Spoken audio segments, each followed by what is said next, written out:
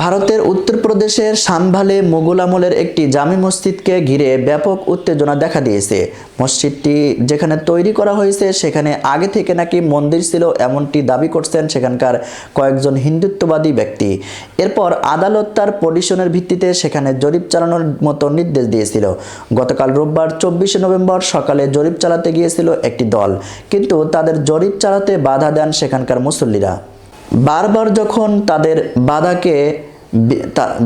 যখন তাদের বাধা মানছিলেন না পুলিশ এবং জরিপকারী, তখন উপস্থিত জনতা তাদের উপরে ইটপাটকেল নিক্ষেপ করতে বাধ্য হন। এরপর তাদের উপর গুলি চালিয়ে নির্মমভাবে নাইম, বিলাল এবং নোমান নামের 3 ব্যক্তিকে হত্যা করেছে পুলিশ। পুলিশ জানিয়েছে, একজন অ্যাডভোকেট কমিশনার এর নেতৃত্বে গতকাল সকালে মসজিদটিতে গিয়েছিল জরিপকারী একটি দল।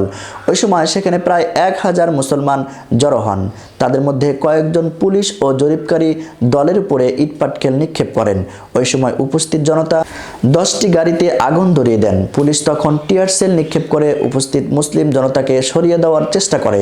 পুলিশ ব্যাপক শক্তি প্রয়োগের ফলে সেখানে 3 মুসলিমের মৃত্যু হয়। এছাড়া পুলিশের সুপারিনটেন্ডেন্টের গাড়িসহ 30 পুলিশ সদস্য আহত হয়েছেন বলে জানিয়েছেন মুরাদাবাদ ডিভিশনাল কমিশনার অঞ্জনেয়া কুমার সিং।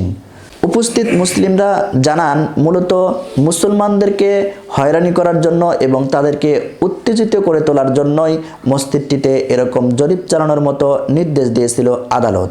এছাড়া এর মাধ্যমে ভারতের উপাসনা আইন 1991 ভঙ্গ করাও হয়েছে।